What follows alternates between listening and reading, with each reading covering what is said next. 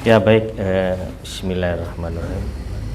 Innal hamdalillah nahmaduhu wa nasta'inuhu wa nastaghfiruh wa na'udzubillahi min syururi anfusina wa min sayyiati a'malina. May yahdihillahu fala mudhillalah wa may yudlil fala hadiyalah. Asyhadu an la ilaha illallah wahdahu la syarikalah wa asyhadu anna Muhammadan abduhu wa rasuluh. La nabiyya ba'dah. Amma ba'du, assalamualaikum warahmatullahi wabarakatuh. Qala Allah ta'ala fi kitabil karim, a'udzu billahi minasyaitonir rajim, utlu ma uhiya ilaika minal kitab wa aqimis shalah innas salata tanha 'anil fahsya'i wal munkar wa la dzikrullahi akbar wallahu ya'lamu ma tasna'un. Alhamdulillah, kita dipertemukan Allah kembali di malam hari ini. Tadi mungkin bapak-bapak pas ke masjid lihat langit warna apa tadi? Tidak melihat langit mata. Itu warna merah. Itulah yang disebut dengan syafaq itu. Dan itu nanti ketika syafaq itu hilang, itulah waktu isya. Jadi masih ingat ya pelajaran yang kemarin. Namun tidak ingat mah ya tinggal muka YouTube lah. Gitu. Baik, pada malam hari ini kita masuk pada pembahasan tentang sholat. Dan tentu pembahasan tentang sholat itu tidak hanya berbicara tentang praktik, tapi sebelumnya juga itu merupakan sesuatu yang harus diketahui atau diilmui oleh kita. Mengapa demikian?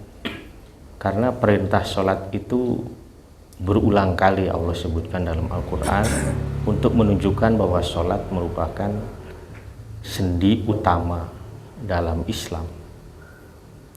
Saya ingin mengatakan Nabi pernah bersabda begini, Buniyal Islam ala khamsin. Islam itu dibangun atas 5. Yang pertama adalah syahadatu an la ilallah wa anna Muhammadar Rasulullah. Yang kedua adalah iqamus shalah. Jadi salat itu ditempatkan setelah kita berikrar dengan syahadah itu tadi, pengakuan tadi bahwa ketika kita sudah mengakui Allah itu sebagai ilah kita dan Muhammad itu sebagai rasulnya, maka yang kedua harus salat. Pun demikian ketika Nabi mengutus Abu Musa al-Asy'ari, Ali bin Abi Thalib, termasuk Mu'adz bin Jabal ke Yaman, maka pesan Nabi kepada mereka itu pertama itu adalah kamu harus mengajari mereka tentang ibadah yang tidak dicampuri dengan syirik. Jadi ayya'budullah wahdah la syarikalah. Nah, ketika mereka sudah mengerti tentang kemestian hanya beribadah kepada Allah, ajarkan kepada mereka sholat. Nah, jadi selalu sholat disebut sebagai pekerjaan yang nomor 2 setelah keyakinan. Itulah mengapa kemudian ada ungkapan as-sholatu imaduddin.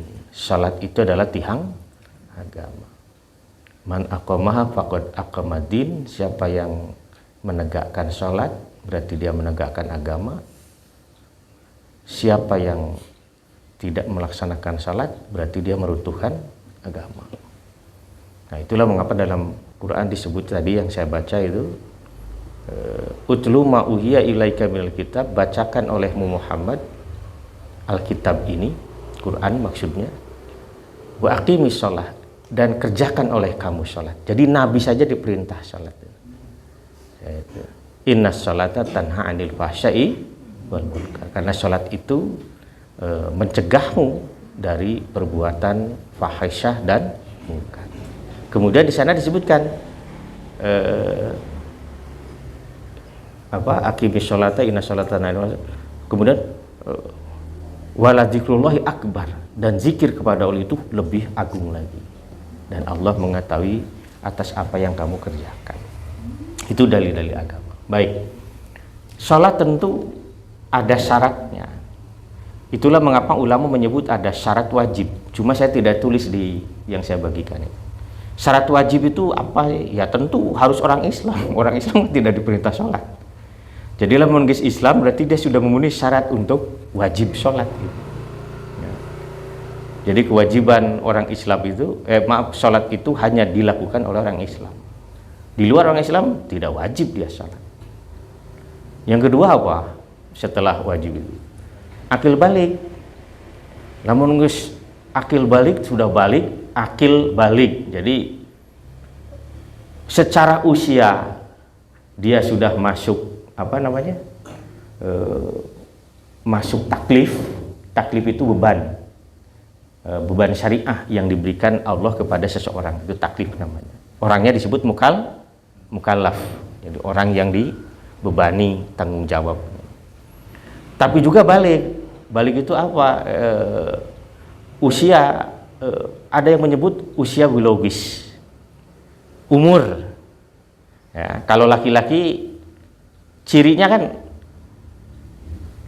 ciri fisiknya itu sudah tumbuh bulu, atau dia sudah bermimpi ikhtilam, mimpi basah, atau misalnya kalau itu tidak ada semua, usia 15 tahun. Itu ulama fikih begitu. Jadi bukan usia dulu, bukan angka umurnya 15 tahun. Meskipun baru 11 tahun, ciri-ciri yang tadi sudah mimpi basah, atau yang kedua tumbuh bulu di bagian-bagian vital, ya, maka dia sudah wajib, sudah taklif itu. Gitu. Jadi bukan hanya umur. Nah, mengapa 15 tahun? Ada peristiwa. Kan yang disebut dengan dewasa itu kalau dia dibebani tugas, ya, dan tanggung jawab agama. Sebagai misal, Abdullah bin Umar itu pernah daftar perang perang Badar. Ketika itu ditolak, padahal jadi panitia pendaftaran bapaknya Umar bin Khattab, tapi ditolak. Lain peda anaknya, ulah miluan lain. Ya. Karunya busika kumaha perang ya, masalahnya nyawa ya. Karunya bapak maka maneh lain. Ya. Nah, cuma ketika itu tidak disebutkan alasannya. Ya. Cuma ditolak saja itu. Tahun berikutnya perang Uhud, dia diterima. Ketika itu kata Abdullah, wa anabnu, dan aku ketika itu berusia 15 tahun. Nah, itulah mengapa dijadikan patokan oleh ulama bahwa 15 tahun itu adalah usia baliknya anak laki-laki. Kalau perempuan tadi tumbuh bulu, kemudian apalagi mimpi, kemudian yang terakhir menstruasi. Jadi haid itu tetap orang terakhir. Nah, jadi ciri-ciri fisik ini dulu yang ini. Seperti tadi laki-laki usia itu terakhir. Nah, biasanya kedewasaan anak perempuan lebih cepat daripada anak laki-laki. Nah, ada juga fikih, tapi sejak dulu sebenarnya bahwa anak laki-laki juga ada ciri lain, apa? Perubahan vibra suara. Kan budak lamun guys, ya rada benten suantena teh. Gitu.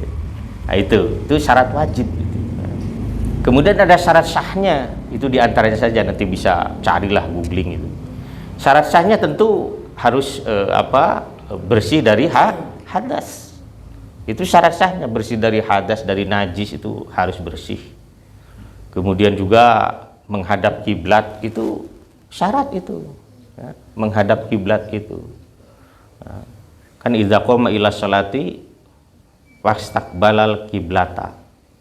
Rasulullah itu apabila mau sholat dia menghadap kiblat. Nah, itu menghadap kiblat. Mengapa disebut syarat itu menghadap kiblat? Karena ini yang harus paham. Karena menghadap kiblat itu dilakukan sebelum atau sesudah sholat. Saya mau nanya saja. Yang hadap ke kiblat ya, orang yang hadap ke kiblat sameme atau sabada sholat. Maksudnya sabada takbir. Sebelum kan? Padahal kemarin kan sudah disebut miftahu sholat atau tahrimuha at takbir wa tahliluha atas taslim. Pembuka sholat itu apa tadi? Kunci tuhur, toharoh, bebersih. Yang kedua wa tahrimuha at takbir. Jadi sholat itu dimulai dari takbir. Jadi apapun yang dimulai sebelum takbir itu bukan merupakan sholat. Nah itulah mengapa sholat disebut sebagai sesuatu yang harus dikerjakan. Nah, tetapi sesuatu ini berada di luar dari pekerjaan yang sedang kita atau yang akan kita kerjakan. Jadi dalam orang rek sholat, ada bagian dari sholat yang harus dikerjakan, tapi di luar sholat itu namanya syarat. Itu. Jadi lamun orang misalnya tidak bersih dari hadas, berarti kita tidak boleh sholat, tidak sah lamun sholat ya, gitu. Itu. Baik, saya bacakan dulu saja yang tadi disebarkan. Silakan kalau sudah di ini boleh ya, dibaca. Ini ada rukun, ada syarat. Rukun itu apa? Kalau rukun itu adalah pekerjaan, baik ucapan ataupun gerakan, yang tidak bisa tidak harus dilakukan. Ketika dia tidak dilakukan, maka sholatnya tidak sah. Gitu. Dan dinyatakan batal. Apa saja itu?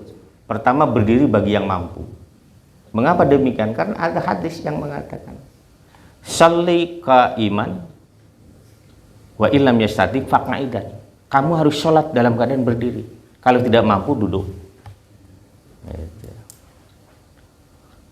Jadi kalau ini harus itu berdiri itu. Ya. Pernah pada satu ketika Siti Saudah itu sholat di masjid, barinya rande karena tembok. Ya. Kemudian ditanya, kenapa kamu menyandarkan dirimu ke tembok? Saya kurang enak badan. Kata Nabi, mengapa kau paksakan diri kalau tak mampu? Duduk. Jadi orang memang tekiat, ya, liur atau nabi naun calik salat. Cuma kan ada 3 cara duduk dalam duduk ibadah kita sebutnya. Pertama ada duduk yang tasyahud awal itu. Yang kedua ada tarobu itu tasila, model kieu tarobu. Ya. Kemudian yang ketiga tasyahud akhir itu duduk tawaruk. Ya. Tawaruk itu duduk di akhir. Ya. Ketika tahiyat akhir itu duduk ibadah namanya. Jadi kalau kita misalnya tidak mampu berdiri, kita boleh memilih dari yang 3. Cuma urutannya itu yang pertama adalah duduk tasyahud awal itu. Sebab kalau duduk tasyahud awal berarti kan harus dilipatkan ininya. Apa namanya teh? Si telapak kaki yang kanan itu harus berdiri, sementara bokong kita itu duduk di atas telapak kaki yang kiri. Itu duduk tasyahud awal. Iftiros kita menyebut. Mengapa disebut iftiros? Karena ini bagian yang kirinya dihampar ke. Iftiros itu dari kata iftarosa, tina ngampar. Ya, jadi duduk iftiros itu adalah ketika telapak kaki yang kiri itu kita duduki begitu, diamparkan, dicalikan ke orang. Itu yang pertama. Kalau itu tidak mampu, tawaruklah, yakni dengan cara tadi tetap posisi kaki lupa bulit ya kabel. Nah, posisi kaki tetap seperti duduk iftiros, sementara posisi telapak kaki yang kiri itu dikeluarkan. Ya, itu. Ya kita sudah tahulah itu. Lamun iya ge, aduh meni can mernah can tumanina sebab nyeri misalnya kan atau apa, silahkan dengan bersilah. Lamun silah wae ge ripuh pisan ngagoler ge sarua kene ku isyarat itu bisa kene modar nah, maut welah itu ya itu. Jadi betapa itu sholat saking pentingnya pun ketika di kendaraan ya. Sholat di kendaraan dulu itu Abdullah bin Umar melihat Nabi kalau sholat Abdullah bin Umar ya melihat para sahabat Nabi sholat di kendaraan itu dengan cara mengisyaratkan, dan sholatnya tidak genap berapa 4 rakaat misalnya. Dalam keadaan khauf itu kan sholatnya berapa rakaat? 2 rakaat saja. Cuma kalau kita berjamaah ada aturan mainnya gitu. Ya. ngan ke salamna bareng, salamna teh barengan gitu. Nah, itu di Quran kan disebutkan kalau itu mah. Ya. Baik. Kemudian takbiratul ihram. Mengapa disebut takbiratul ihram? Ihram itu kan dari kata ahrama, yuhrimu ihram. Ahrama artinya mengharamkan. Ini maknanya sama dengan wajan harrama yuharimu tahrim. Itulah mengapa disebutkan miftahu as-salat at-tuhur wa tahrimuhu atau wa tahrimuha adalah at-takbir. Itulah mengapa takbirnya disebut takbiratul ihram. Kita sering menyebutnya sebagai takbir pembuka. Mengapa disebut ihram? Karena dengan takbir itulah segala pekerjaan, segala ucapan ataupun gerakan di luar sholat tidak boleh dilakukan, haram hukumnya. Itu mengapa disebut takbiratul ihram. Takbiratul ihram itu berarti yang pertama, takbir yang pertama. Itu takbiratul ihram, itu rukun. Kalau itu tidak dilakukan, maka sholat. Jo langsung nangtung gitu. Gitu. Kan kalau mengangkat tangan, tidak mengangkat tangan itu nanti ada yang mengatakan mengangkat tangannya itu adalah wajib, ada yang mengatakan sunnah, malah ada yang mengatakan itu mubah saja. Nah, itu tergantung mazhabnya. Ya. Tapi tidak ada satupun mazhab yang mengatakan menang takbir menang itu tidak ada. Semua mengatakan bahwa takbir yang pertama di awal sholat itu adalah rukun sholat. Karena memang tegas itu dalilnya. Ya. Ucapan takbirna kumaha? Ya bilih we hilaf. Gimana ucapan takbirnya? Pan ngaranna ge takbir dari kata kabbara yukabbiru, takbir artinya dari kata tadi akbaro. Nah, akbar itu apa? Isim tafdhil itu untuk menyebutkan apa? Kemahaan gitu. Jadi kalau kabir itu artinya yang besar, kabir itu, maka akbar itu yang sangat besar. Itulah kita menyebutnya maha besar. Allahu akbar. Itu takbiratul ihram itu. Kemudian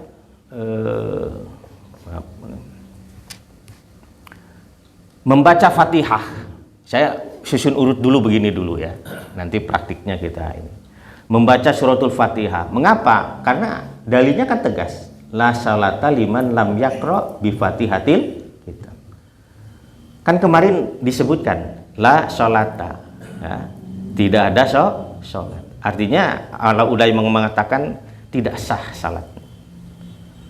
Liman lam yaqra bagi orang yang tidak membaca Al-Fatihah atau Fatihatul Kitab. Mengapa disebut Fatihatul Kitab? Karena surah itu menjadi pembuka Quran. Kan posisinya di awal. Ya, maka disebut Al-Fatihah.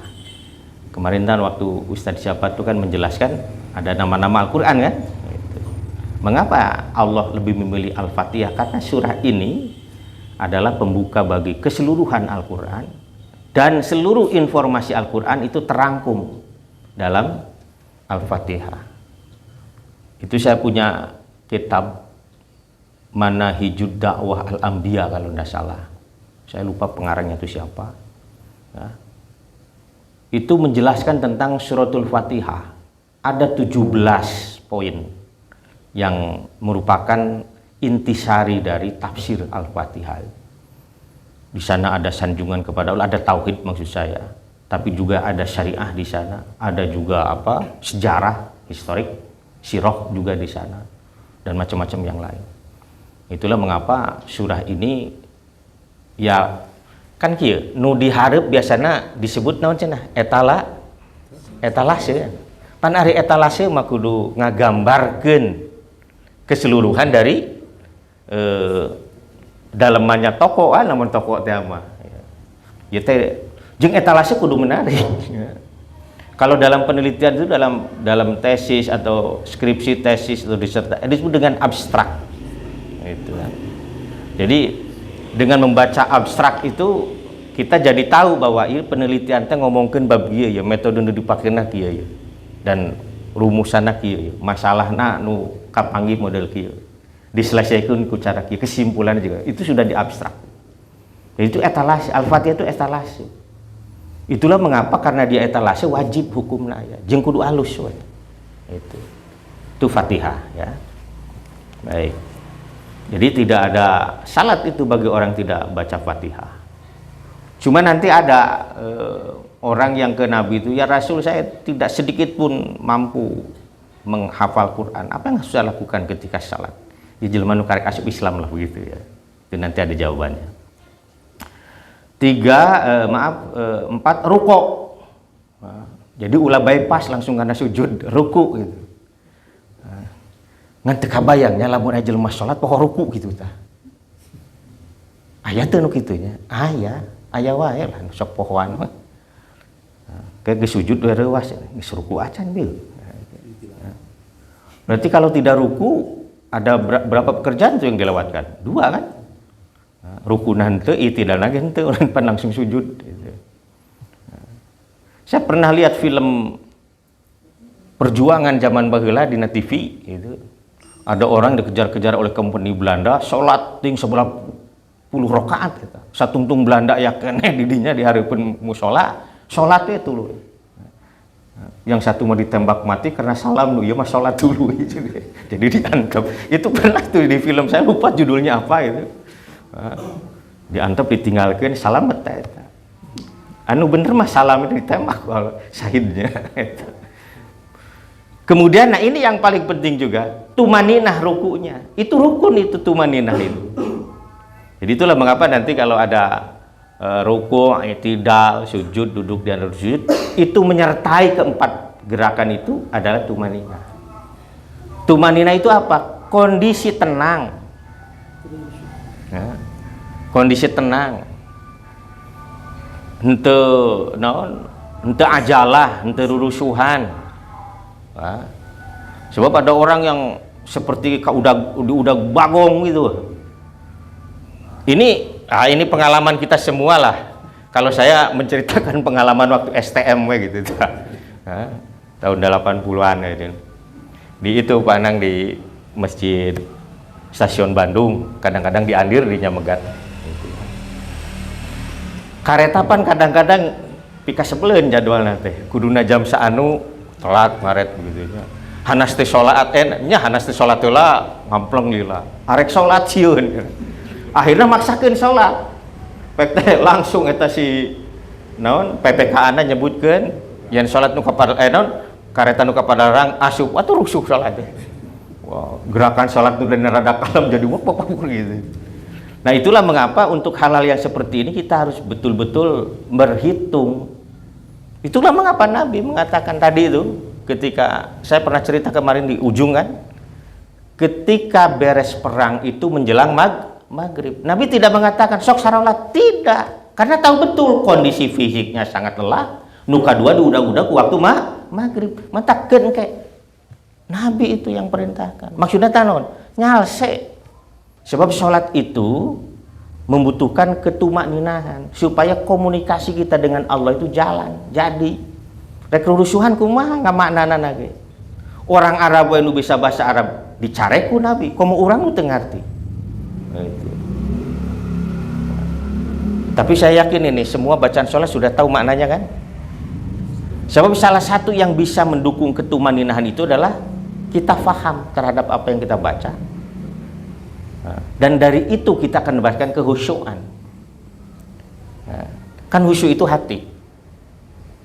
Meskipun ada ulama mengatakan khusyuk itu pada ucapan, pada gerakan, ya. Sukunul harakat, gitu. Ada juga yang mengatakan seperti itu. Tapi Ali bin Abi Thalib radhiyallahu anhu mengatakan bahwa khusyuk itu adalah hati. Kan ayat doa gini kan, Allahumma inni a'udzubika min ilmin la yanfa, kemudian yang kedua wa qalbin la yakhsha, hati yang tidak khusyuk, wa nafsi la tasba, kemudian jiwa yang tidak pernah kenyang, kemudian yang terakhir apa, wada'watin la yustajabulah lah. Itu doa yang sering kita ucapkan. Hafal tuh doa eta? Bacanya. Kenten naon aku bahasa Indonesia gitu. Bebas dah Allah mau mengerti gitu ya. Jeung Allah moal riweuh atuh. Duh ieu sih ieu bacana kieu sih ieu kumaha. Ieu bahasa Cina ieu gitu. Indonesia ieu Sunda gitu. Allah mengerti. Allah itu Maha tahu. Mengapa? Karena Allah kan itu sering ayat yang saya baca dalam salat subuh itu. Wa min ayati khalqus samawati wal ar wa ikhtilafu alsinatikum wa alwanikum. Salah satu di antara tanda kekuasaan Allah itu adalah apa tuh? Waqtilafu alsinatikum, berbeda-bedanya bahasa. Jadi Allah yang menciptakan beda bahasa itu. Nah karena dia yang menciptakan pasti dia lebih mengerti. Ya, itu. Baik. Itu apa tadi? Tumaninah ya. Tumaninah. Ada juga yang mengukur ketumaninahan itu dan kita harus merasakannya sendiri. Ketika tulang belulang atau katakanlah posisi arkan dari satu posisi ke posisi tumanina itu udah kembali. Jadi beginilah misal, kalau kita ruku itu pasti kan tulang belakang ini kan melengkung ya. Ya ini yang ini nih. Ya. Apa itu fakar? Ya. Ini disebutnya punggung ya. Itu kan melengkung. Nah ketika i'tidal itu kan tegak. Nah ketika tegak itu kita harus bisa merasakan bahwa tulang-tulang itu kembali ke posisi awal ketika kita berdiri sebelum ruku, itu maksudnya. Dirarasakeun lah kurang. Pun demikian ketika rukunya itu harus tumaninah, tadi kan disebutkan. Tumaninahnya apa? Yang tadi itu seluruh bagiannya itu sudah merenah gitu ta. Ya. Nanti kita praktikkan seperti apa. Kemudian setelah ruku apa? I'tidal kan? I'tidal itu bangkit dari ruku. Nah. Kemudian tumaninah dalam i'tidal. Jadi ulah sami Allah langsung sujud itu tidak boleh juga. Nah. Kemudian sujud setelah i'tidal sujud dan tumaninah dalam sujud. Tumaninah dalam sujud lebih keren lagi karena dicirikan dengan meletakkan 7 anggota tubuh kita. Pertama dahi, kedua ketiga telapak tangan, 4 5 lutut ya, 2 lutut tuh ya. Kemudian kaki kan, dua-duanya jari-jari kan, ujung jarinya itu. Kemudian ya itu kan. Cuma kalau dahi itu dengan hidung, jadi bukan hal yang terpisah. Jadi dahi itu termasuk hidung, ini satu baris. Jadi harus nempel itu.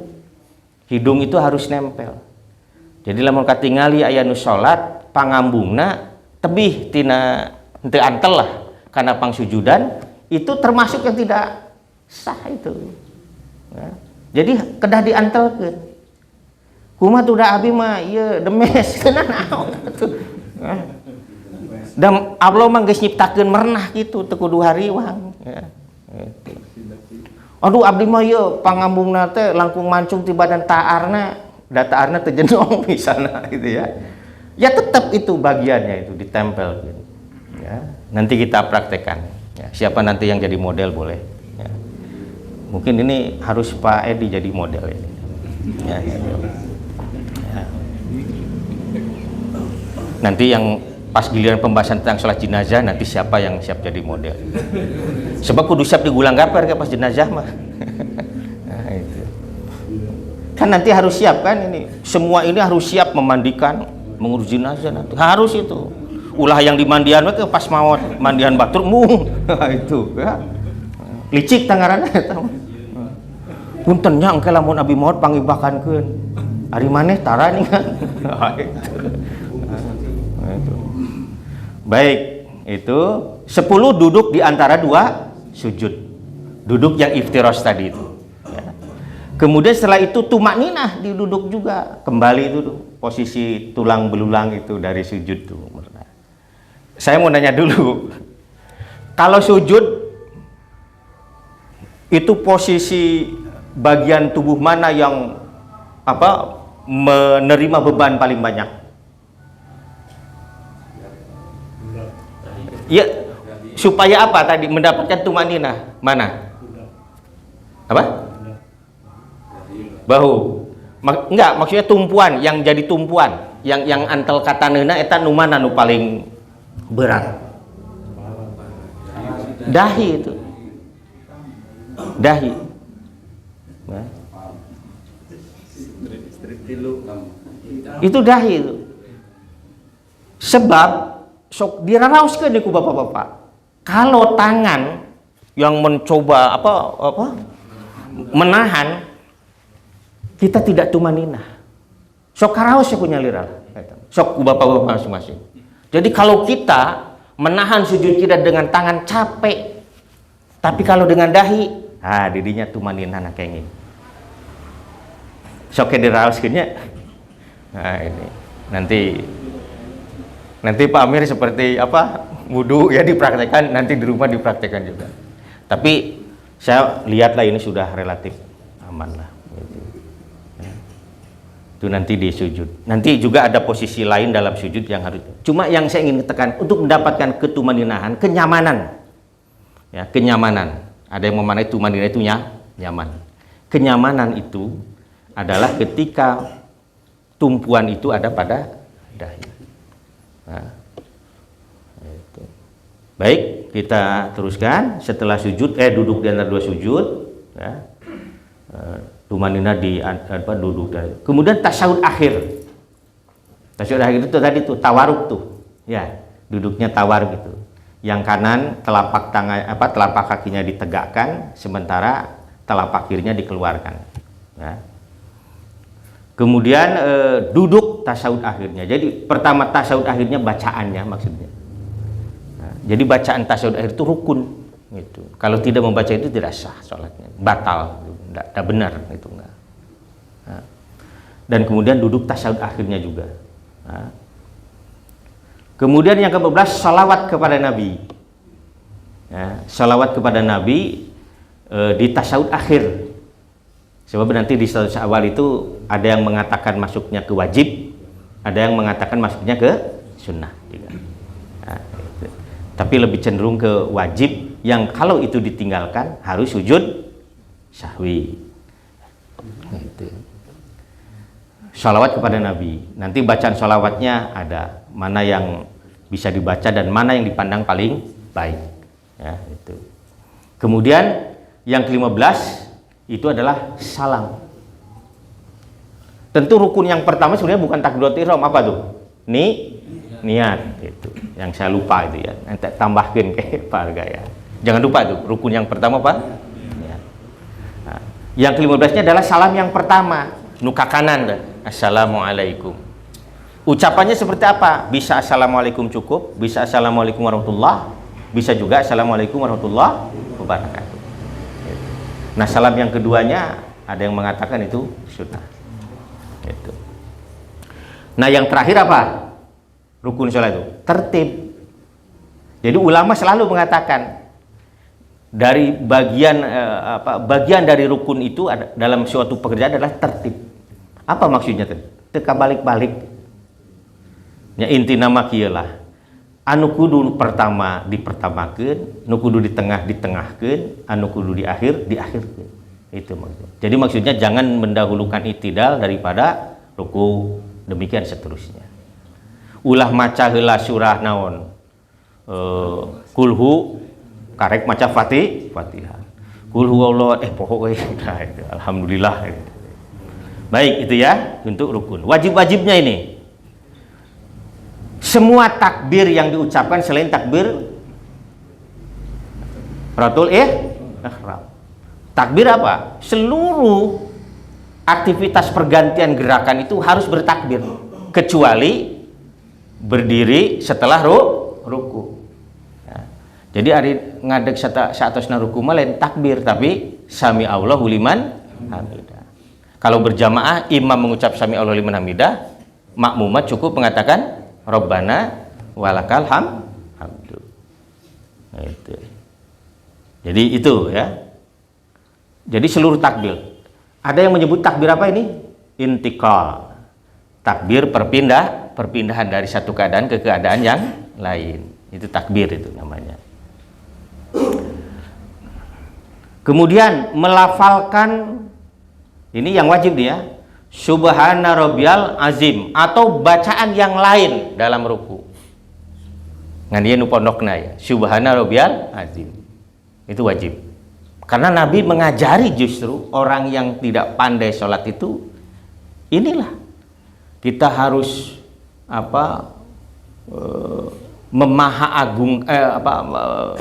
memuji Allah, menyanjung Allah, dan memahabesarkan Allah. Malah itu bisa bacaan itu cukup baca subhanallah walhamdulillah wala ilaha illallah wallahu akbar. Nu teu bisa pisan tah. Cukup eta unggal gerakan teh macana eta nu gampang. Jadi betapa bahwa tahmid, tasbih itu menjadi sesuatu yang penting dalam sholat itu. Jadi subhanarabbal azim. Seberapa kali wajibna? Ingat, kalau perintah itu wajibnya berapa kali? 1 kali. Wajibna heula ieu mah nya sakali.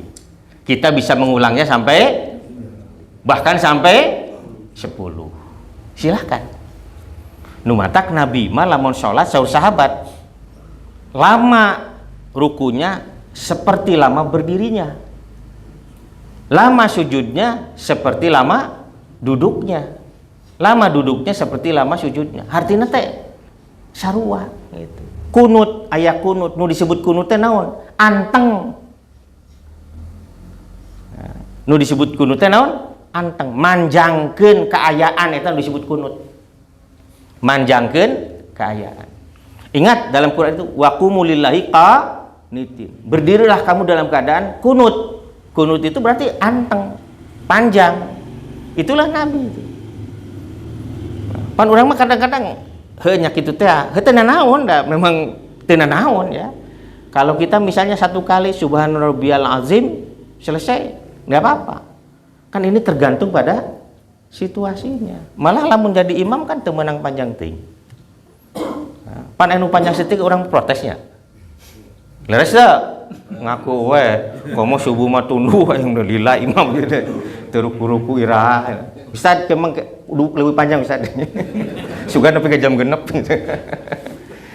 Enggak, maksudnya bahwa ya tentu kalau jadi imam itu harus memperhatikan yang di belakang lah. Ya paling teu panjangna meureun di urang mah ke ukuran urang mah sa ruku atau napi sa kaca bahasana teh cek urang Sunda mah sa kaca teh sahalaman gitu. Itu enggak apa-apa. Itu kan seperti surah Al-Buruj bisa dibagi 2 kan gitu. Bisa boleh. Surah Al-Fajr bisa dibagi 2 boleh, enggak apa-apa. Tidak harus memaksakan selesai semua juga. Gitu. Apalagi? Apa tadi teh? Subhanallah azim ya. Baik. Itu 1 kali kita boleh. Yang wajibnya ya, sunnahnya nanti membaca sampai 3 kali atau lebih. Kemudian melafalkan sami Allahu liman hamidah bagi imam atau ketika sholat sendirian. Jadi itu mengucap sami Allahu liman hamidah itu hukumnya wajib.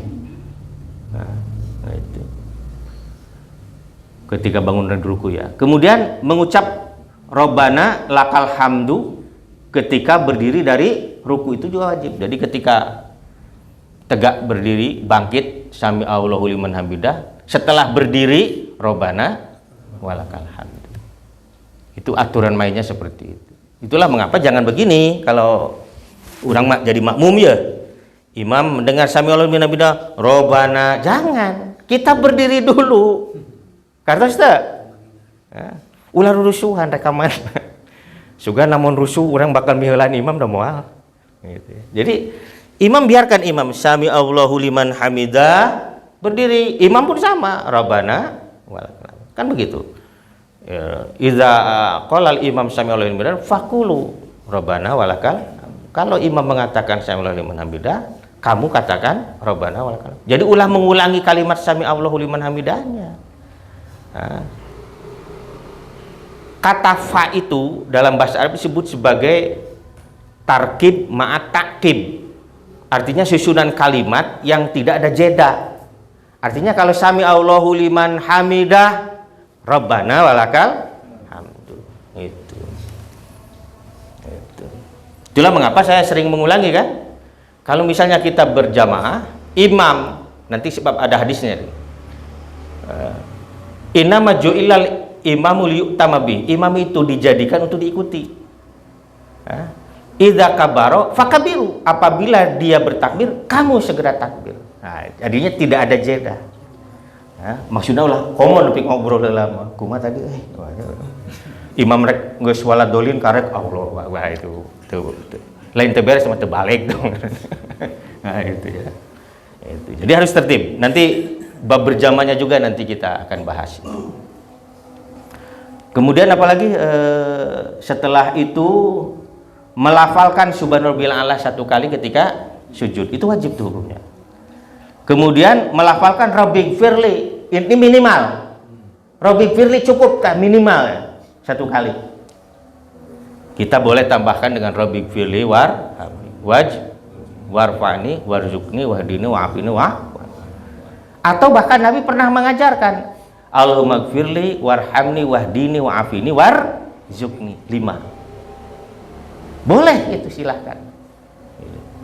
Ngan tadi minimal wajibna Rabbi gfirli atau Allahumma gfirli.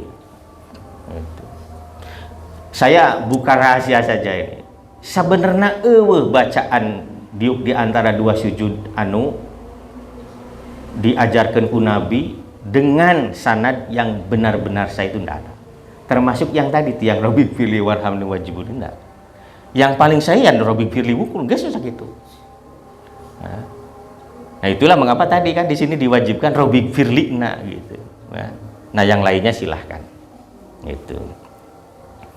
Jadi ulamun aya nu nyebutkeun kumaha maca di antara 2 sujud jang Rabbi gfirli. Namung sakitu. Nah, itu sudah benar sebenarnya. Cuma kalau kita ajari lebih itu bagus juga.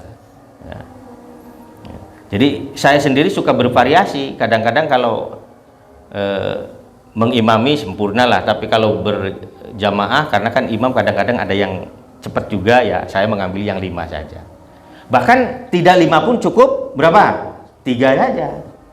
Allahumma gfirli warhamni wahdini.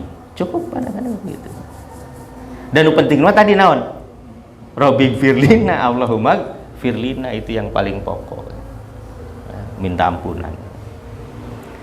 Kan kade ulah dijadikan ilmu nu cukupnya dah cek Pak Ustad gemunang Rabbi gfirli ada Rabbi gfirli ngumpul ya. Lamun kesorangan da luak dia ieu lah cenah ningali. Enggak boleh juga itu. Kan salat mah kan tadi apa namanya itu aqimis sholata li dzikri. Kan begitu ya? Dirikan salat supaya kamu mengingat Allah sakot cepat, itu enggak pantas sekali gitu. Kemudian 7 duduk tasyahud awal. Wajib kan? Jadi bukan rukun, tapi wajib. Nah, itulah kan begini, bedanya rukun dengan wajib itu. Nanti saya bocorkan sekarang saja. Lamun rukun mah ditinggalkan kudu balikan deui salatna. Paham teu? Bagian manapun dari rukun itu tidak dikerjakan, balikan deui salatna. Tapi kalau wajib langsungkan salatnya, silahkan. Cuma kalau sengaja kita meninggalkan, kita berdosa. Tapi tengah batalkan sholat, nah meskipun ada ulama mengatakan batal juga. Tapi saya cenderung yang berpendapat bahwa yang wajib itu tidak membatalkan, tidak menggugurkan sholat keseluruhan harus diulangi, tidak. Cuma dia berdosa. Mengapa? Karena buktinya ketika kita lupa, kita cukup menggantinya dengan sujud sahwi. Rukun mah nya ge poho kudu balikan deui. Istilah rukun poho orang sujud sahwi tidak ada itu. Poho ruku, poho ya rukuna teh lain haja ieu mah poho. Pas diingetan ku batur tadi eueuh rukuna wayahna kudu balikan deui. Paham enggak maksud saya? Itu membedakan rukun dengan wajib tuh. Jadi kalau rukun mah lupa apalagi disengaja, itu harus balikan deui. Ari wajib mah teu kudu balikan deui ngan meunang dosa. Ngan lamun poho cukup diganti dengan sujud sahwi gitu ya. Cuma kan begini. Ini yang harus dicatat. Nabi hanya memberikan 2 peristiwa saja sujud sahwi. Pertama, khilaf apa tadi? Lupa tahiyat awal itu, tasyahud awal ya. Yang kedua, kalau apa? Kita ragu dengan bilangan rakaat kita sendiri. Ya sholat zuhur ini kita ini sudah 4 atau masih 3 misalnya. Maka pegang yang diyakinkan. Da ma yaribuka ila ma la yaribuka. Tinggalkan apa yang meragukanmu dan pegangi apa yang meyakinkan kamu itu. Jadi lamun orang misalnya sholat 4 rakaat, orang ragu antara geus 3 atau 4. Mana nu kudu dicekel? Mana yang kita pegang? Harus 3, yang paling rendah. Sebab daripada kurang. Nyaki geus 4 jadi 5 kena tenan naon. Oke, di sujud sahwian. Itu.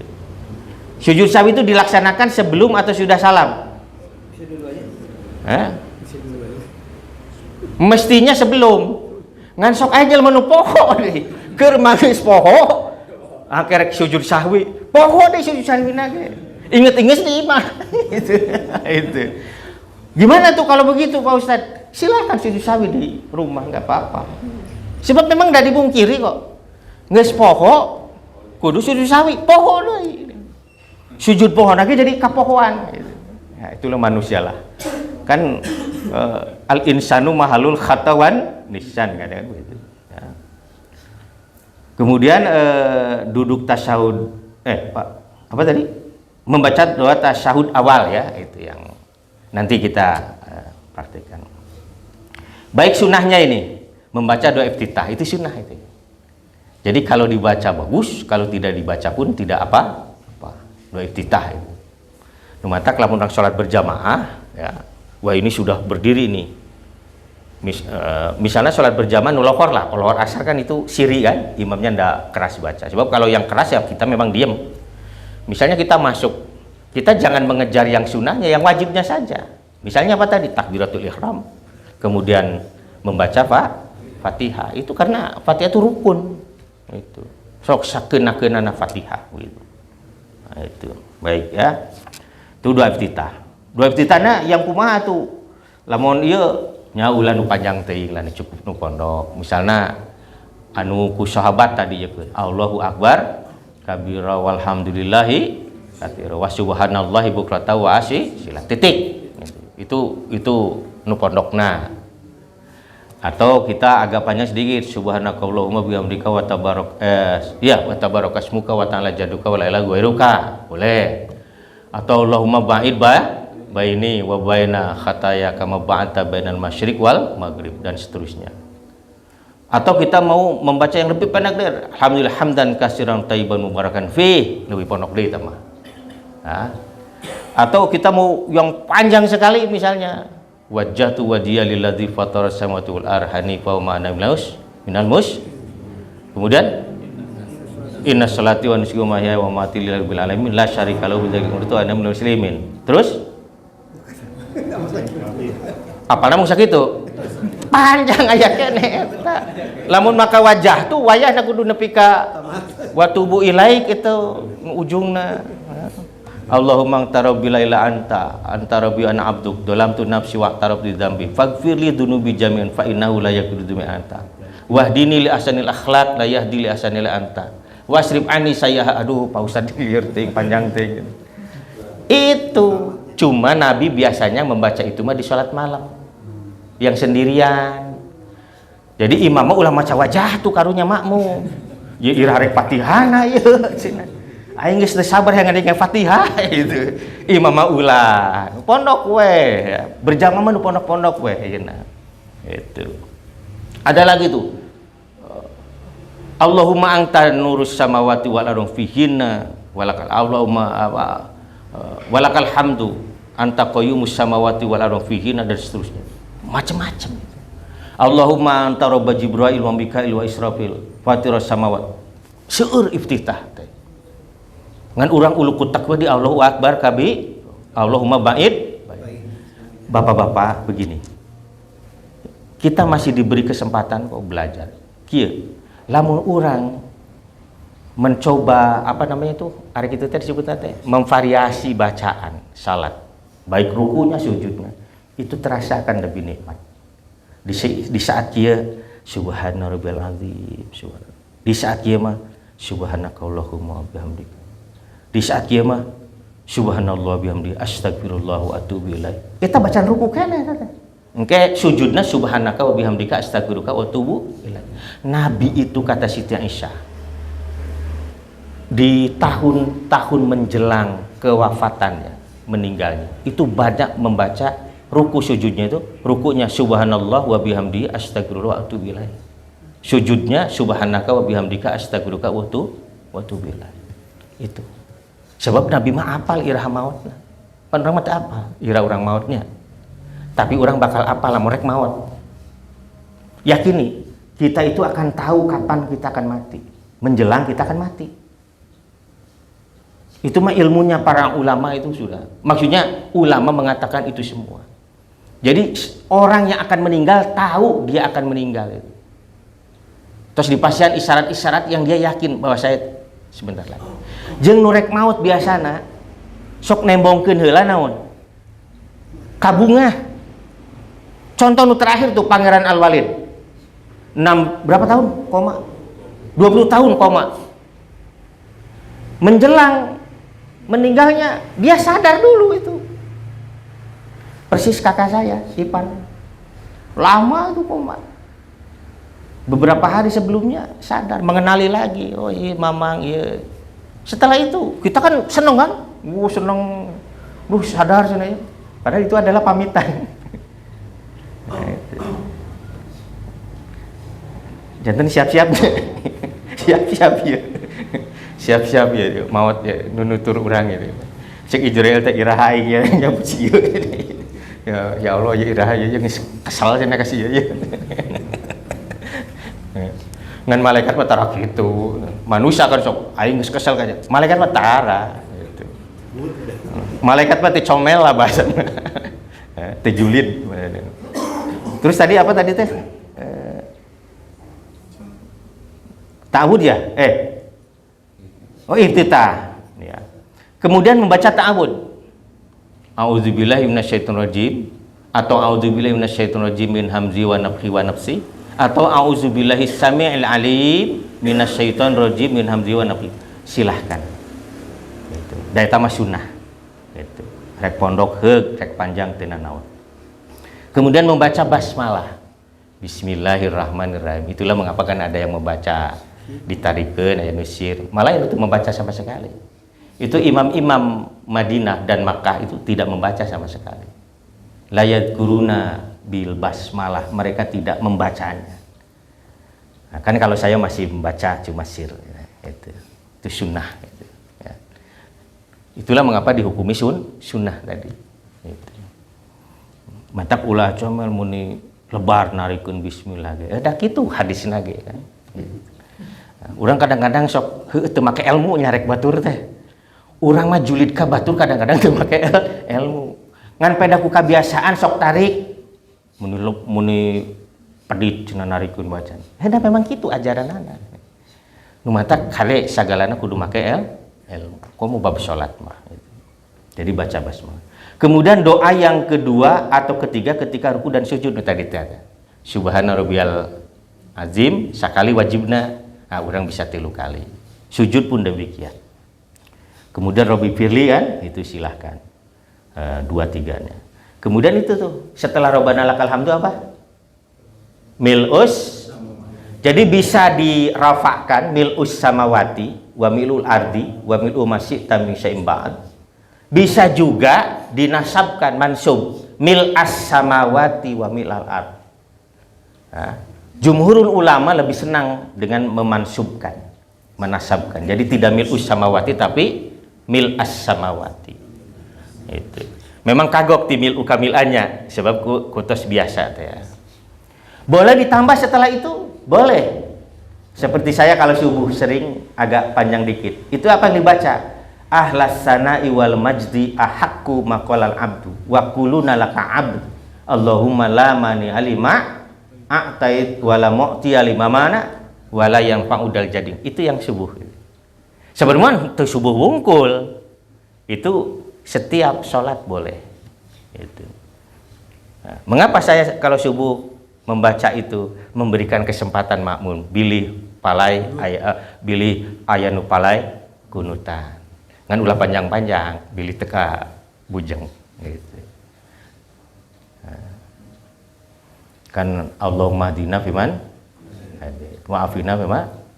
Saya juga hafal, cuma saya nggak baca itu. Tentu ada alasannya. Alasannya naon? Mau dicaritakan. Wah, eta berarti nyumputkan ilmu. Nggak, pada saatnya saya akan sampaikan. Sabarilah. Diajar mah kudu sabar, ulah rusuhan. Wah, itu. Orang masuk rusuh segala. Kemudian apa lagi? Setelah tadi baca apa? Mil Samawati ya. Kemudian bacaan surah selain Fatihah itu sunnah. Ya, tos waladhdallin amin. Silahkan kita baca. Cuma nanti ada tertib di hadis itu disebutkan membaca surah setelah Fatihah itu di 2 rakaat pertama. Sementara di 1 rakaat terakhir atau 2 rakaat terakhir cukup dengan Fatihah. Itu. Cing maca surat ieu bisa sasurat bisa leuwih ti sasurat. Ya? Bisa lebih. Misalnya kieu. Pami nyaliralah, bilih ari jamaah mah sok bilih kagetnya kena teh. Misalnya waladhdallin, misalnya pertama, li ilafi quraish ilafi amril hatta syita'i was falyabudu rabbal bait alladzi at'amahum min ju' wa amanahum min bismillahirrahmanirrahim qul huwallahu boleh. Itu silahkan enggak apa-apa. Ya. Sebab kayak sahabat Nabi nu gawe ngan maca nambahan qul huwa tiap rakaat. Maca surat non wae di ujungna teh qul huwa. Kemudian ditanya, "Kenapa ini kamu diadukan tuh sama temanmu?" Katanya kamu ini. Apa alasanmu? Karena saya cinta saja yang membacanya. Kecintaanmu telah membawamu ke surga. Wah, keren sekali. Mantap sok ayeuna teangan surat anu demi cinta. Cuk urang sudah mah favorit. Sanes favorit. Kurang Sunda mah. Kan fitnahnya urang Sunda teh bisa nyebut fitnah itu. Jadi silahkan itu. Dan memang Nabi memiliki kesenangan surah-surah tertentu. Para sahabat juga sama. Boleh, silahkan.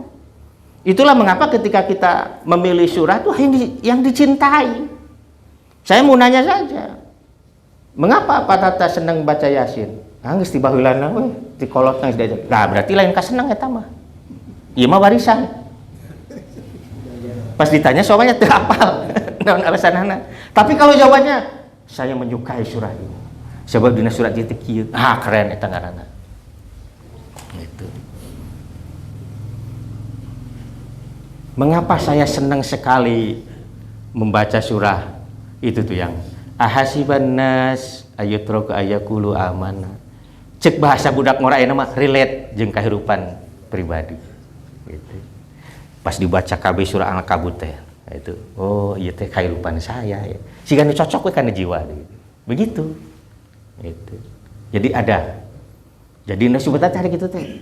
Gacoan kojonya seperti itu. Kojo bahasanya begitu. Yang senang ayat kursi silahkan di ini aja di naon ngaranna didawamkeun. Itu kecintaan itu gak apa-apa itu. Ulah kieu deh, makmum ulah usil deh. Maca teh mun ieu wae. Entong usil. Sebab di Quran ge waqra ma tayassara ma'aka minal Quran. Sok baca anu maneh enteng macana. Lamun eta anu entengna teu naon ulah usil. Lamun usil maneh tuh menjadi imam gitu. Engke mah kitu we lamun aya nu usil. Bosen aing imam eta macana surat eta maneh nu jadi imam. Pas jadi imam we pabaliut. Nah, itu. Tapi nanti harus latihan semua jadi imam. Nah, itu. Nah, jadi seperti begini, Pak Aceng, saya itu punya keinginan sangat yang tampil taklim setelah salat itu jamaah matuh. Jamaah matuh teh naon? Nya nu matuh we jadi jamaah matuhna muhajirin. Misalnya pada maghrib Pak Arga, pada maghrib enjing mah Pak Edi. Keren itu. Tiasa sangat bisa. Saya akan ajari ilmunya. Mau tidak ini masalahnya itu? Hah? Saya ajari itu ilmu dakwahnya itu nanti seperti apa di antara. Itu kan saudara kita Pak Aceng kan yang kemarin dari jamaah tabligh gitu. Ya. Rada ngatop itu awalan itu. Nggak apa-apa. Ya. Ngan aduh ari tampil mah di mimbar tacan tiasa ngariung kieu. Nu mata kemah malam Salasa teh ulah Soekardi wae yang tampil di mimpa apa di mejain kayak Pak Anang di dia, keren kayak Pak Anang di dia ya. So gitu. Begini, kesalahan kita itu, mengapa saya itu apa ya, guru nuhade ya bahasanya, bukan berarti saya guru ya, cuma guru yang baik itu adalah ketika guru mempercayai muridnya untuk menyampaikan sesuatu, mengatakan sesuatu, bahwa dia terbebani karena di depan gurunya tidak ada masalah. Justru di sanalah nanti kita akan melihat, guru akan melihat selama ini dia mengajar berhasil tidak. Paham ya maksud saya ya? Nah, jadi engke mah sok ngajadwal saja pacang di dia. Kayak di jadwal sadayana ya tah. Tampil di dia kayak pada subuh saha gitu. Nah. Teu naon kayak tampil. Assalamualaikum warahmatullahi wabarakatuh. Alhamdulillahirabbil alamin. Bapak-bapak, ibu-ibu, sing ti ayeuna mah sing baraleg hirup. Wassalamualaikum warahmatullahi wabarakatuh. Teu naon sakitu ge. Teu kudu panjang-panjang dakwah. Pan urang mah mikirna teh panjang kan ya. Enggak usah panjang-panjang. Misalnya Assalamualaikum warahmatullahi wabarakatuh. Alhamdulillahirabbil alamin atau wabihi nasta'inu ala umuri dunya wad din. Bapak para wargi sadayana ti dinten ayeuna kapayuna kade ulah hilap pami patepang di jalan ucapkeun salam. Sakitu wassalamualaikum. Eta jamaahnya malah seneng pisan. Aduh bener teu lila ieu mah beres. Maksud saya tawasau bil haq wa tawasau bis sabr itu tugas semua kita. Kuntum khairu ummatin ukhrijat ila ta'murun. Eta teh ka urang kabeh. Pak Arif itu dalam bidang apa? Bisnis ya misalnya. Assalamualaikum warahmatullahi wabarakatuh. Alhamdulillahirabbil alamin. Bapak-bapak, mulai sekarang kita belajar bisnis sesuai dengan syariah. Wassalamualaikum warahmatullahi wabarakatuh. Kan nanti begini, Pak Arif teh kieu ditanya misalnya, Pak Arif bagaimana bisnis sesuai syariah? Tanya we Pak Ustaz. Ya apa? Tapi nanti kan Pak Arifnya di pinggir saya nanti kan menjelaskan praktik bisnis. Begitu. Nah, sanggup ya, siap ya?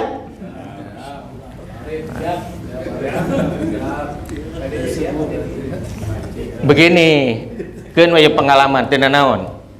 Saya ini hidup hongkoh bujang tapi hirup jeung bapak-bapak we tiba heula hirup jeung bapak-bapak. Mana geus kolot memeh umur gitu ya. Jadi begini, bapak-bapak itu saya ajak bermalam di satu tempat. Ya ieu mah ulah tebih teuing lah, tapi hade mah Pak Anang ngajak abdi ka mana gitu, Pak Ayan ngajak ka mana gitu tah. Saur Pak Ian teh, Pak Ustad, urang kali itulah ngabri sareng bapak-bapak.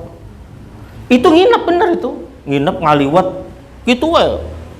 Naon namanya teh? Ngamparkeun eta daun cau, balake cerakan. Rame we gitu. Hiji-hiji. Ka almarhum teh, baju aya sok. Pangkas mangga. Aduh teh acan ieu Pak Ustad. Mangga. Naon anu aya di emutan? Itu saya tuh. Dulu itu. Ngana mau diterapkan di BCI, kita cocok itu masalah. Buah-buah olo-olo kolot di BCI. Tapi itu senang itu bener, luar biasa itu sebenarnya itu. Jadi saya pernah, yang pemuda itu pekerja Gizindo itu pernah diajak ke, waktu itu masih ada Alam Sejuk Pak Anang di Lembang itu, yang pas Pudunan teh. Saya ajak bermalam di sana itu. Termasuk iya ciga pramuka we gitu. Saya simpen satu barang, beberapa barang di tempat-tempat tertentu, silahkan cari. Gitu. Engke teh pas kapanggih, wah cakakak we siri. Naon eta make siri? Ini perintahnya saya harus sujud 5 menit. Bingung saya harus baca apa 5 menit. Wah gitu we bukan resep lah gitu. Mudah-mudahan saya mau menyerahkan siapa mau yang menginisiasi. Nya maksudna pan urang biasa di amangan mah gitu. Tah urang nu rada ieu. Nah, silahkan. Terus apa tadi? Bacaan selain surah Fatihah sudah ya. Nah, kemudian sudah sunnah salat yang berupa perbuatan mengangkat kedua tangan, Jadi takbiratul ihram itu bukan mengangkat dua tangannya tapi Allahu Akbarnya takbiratul ihram itu. Jadi sebab ada yang coba takbiratul ihram ngangkat tangan, bukan. Takbiratul ihram adalah Allahu Akbar. Gitu. Kalau mengangkat tangan istilahnya apa? Raf'ul yadain, ya, mengangkat kedua tangan. Ketika kemudian bersedekap, ya, menyimpan tangan di dada. Kemudian mengarahkan pandangan ke tempat sujud, itu sunnah dalam rupa gerakan. Ya. Meskipun nanti ada hadis-hadis yang membicarakan ini, sabar ya. Kemudian merenggangkan jarak antara tangan dengan perut atau sisi samping ketika sujud. Rada ya. Kalau sendiri, kalau berjamaah jangan dipaksakan. Karunya batur nuken cakatu. Aing hayang nyunah. Atuh karunya nu sisi. Itu kalau sendiri renggangkan sebisa-bisa.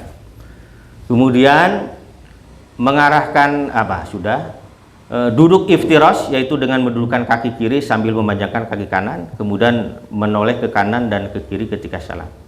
Ini bukan iftiros mungkin ini ya, ini duduk tawaruk. Nah itu ya beberapa hal. Nah nanti kita praktekkan di pekan depan. Nah, kita akan praktekkan di pekan depan kumaha sholatnya, dan saya akan meminta 1-2 orang kada ulah tengah raji si dititaku Pak Ustad gitu. Jangan ya. Nah, nanti saya akan random nanti siapa nanti yang jadi model di sini. Nah, saya tidak akan usil juga. Jadi misalnya begini, ini terakhir dari saya. Misalnya senyamannya kita tidak. Dan saya sependapat dengan Ustadz Khalid Basalama dalam hal ini, dan ulama-ulama Nahdlatul Ulama juga, ulama Muhammadiyah dan Persis. Jadi ini sejajar bahu. Itu kalau kita sudah merasa nyaman, kan tadi yang dicari apa? Nyamannya kita sholat itu seperti apa. Nah, itu. Jadi jangan terlalu dipaksakan juga. Terus ketika ini awalnya dulu, kita harus mulai belajar untuk tidak mengkipaskan, kecuali karena kita merubah kebiasaan susah. Ya, mengkipaskan itu begini Pak Edi. Ya posisi itu. Ini kan kipas ini terbuka. Sebab semuanya harus diarahkan ke itu maksud saya. Tapi itu belajar sedikit-sedikit. Karena memang karena sudah terbiasa agak susah juga. Sedikit-sedikit saja. Ya. Jadi saya juga tidak kenal, pokoknya kudu ayeuna bisa, enggak. Sedikit-sedikit saja. Latihan yang paling baik di rumah. Itu. Sholat-sholat sunat yang di rumah. Itu saja mungkin. Terima kasih. Ada yang mau ditanyakan dulu terkait dengan rukun, wajib, sunat sholat. Silakan, satu saja. Nah, silakan Pak Nak. Ikut aja Pak soal berjemaah. Ini mungkin pertanyaan yang sering saya ulang ke teman-teman ataupun ke yang mungkin lebih paham ilmu mengenai bacaan Al-Fatihah. Itu kalau imam baca Fatihah kan dijaharkan Pak, kan udah diari dan amin oleh makmum. Apakah kan kata Pak tadi kan syarat itu salah satunya adalah wajib baca Fatihah. Apakah makmum tetap membaca atau bagaimana? Ya, ini ada pendapat yang berbeda terkait dengan pelaksanaannya. Intinya semuanya sama bahwa Fatihah itu wajib dibaca oleh siapapun. Cuma nanti ketika apakah makmum itu harus membaca, wajib membaca bahkan ketika kita sholat berjamaah. Ulama-ulama seperti Hanafiyah ya, itu mengatakan bahwa, dan Malikiyah juga ya, itu wajib membaca. Cuma bacaan itu sudah diwakili oleh imamnya. Karena begini, idza quri'al Qur'an fastami'u lahu wa ansitu la'allakum turhamun. Ketika dibacakan Al-Qur'an kepadamu, tugasmu itu adalah mendengarkan dan memperhatikan. Nah, ketika kita memperhatikan berarti kita akan mengikuti sebenarnya bacaan itu. Nah, itulah mengapa menjadi sangat relevan, relate, bahkan terhubung dengan apa yang disampaikan oleh Abu Hurairah. Begini Pak Nang, pada satu ketika Abu Hurairah itu mengatakan, baca Fatihah. Kalau kamu tidak baca, fahiyah khidaj. Salatmu kurang. Nah, orang-orang ini nanya kepada beliau, ya Abu Abdurrahman, kami kan pada satu saat itu kan ada di belakang imam. Ya, sementara mengapa kan si tabiin ini bertanya kepada beliau, kami di belakang imam? Karena mereka tahu bahwa ayatnya tadi kan, kalau diperdengarkan Quran kamu diam dan kamu perhatikan. Matak nanya, kan kami suka di belakang imam. Apa kata Abu Hurairah? Walau fi nafsik, ikra'ul Fatihah walau fi nafsik. Baca Quran meskipun dalam dirimu, dalam hati. Sekarang paham ya? Nah, sehingga ini terhubung dengan yang tadi itu. Kalau kita berada di belakang imam yang jahriyah, perhatikan saja bacaan imam. Sebab bagaimana kita akan meluruskan, seperti tadi subuh kan ada yang terlewat ayat saya kan? Itu kan diingatkan tuh oleh jamaah. Sok rek ngingatkeun kumaha lamun manehna pabelit oge jeung maca. Nah, itu maksud saya. Jadi fokus perhatiannya. Nanti akan ada dalilnya. Ya, akan ada dalilnya yang lebih lengkap. Mungkin nanti akan saya tuliskan saja supaya bisa dibaca. Jadi intinya bahwa kalau sholatnya syariah semuanya wajib baca. Malah Imam Hanafi mah sholat syariah ge teu kudu makmum aja. Sebab tadi geus ku imam. Tapi ini pendapat yang terlalu jauh. Saya lebih suka pendapat Syafi'i, Imam Malik, ya saya urut Imam Malik, Imam Syafi'i dan Imam Ahmad. Jadi intinya adalah bahwa ketika kita bermakmum dan imam itu menjaharkan bacaan, maka tugas kita adalah dia mendengarkan. Nah, itu.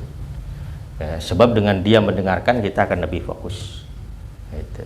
Kalaupun kita mau membaca, silahkan baca tapi seperti yang disarankan oleh siapa tadi? Abu Hurairah. Jadi tidak bertentangan nanti. Bisa dipahami ya? Cukup? Ya, terima kasih. Alhamdulillahirabbil alamin. Mudah-mudahan pekan depan kita di pertemuan Allah dan kita langsung pada praktik, dan mudah-mudahan semua yang hadir sekarang juga hadir pada pekan depan. Kita tutup dengan doa. Allahumma sholli wa sallim ala Muhammadin wa alihi washabihi ajmain. Allahumma rabbana la tuzigh qulubana ba'da idh hadaytana wa hab lana min ladunka rahmah innaka antal wahhab. Rabbana atina min ladunka rahmah wa hayyi lana min amrina rasyada. Rabbana atina fid dunya hasanah wa fil akhirati hasanah wa qina adzabannar. Walhamdulillahirabbil alamin. Subhanakallahumma wa bihamdika asyhadu an la ilaha illa anta astaghfiruka wa atubu ilaik. Wassalamualaikum warahmatullahi wabarakatuh.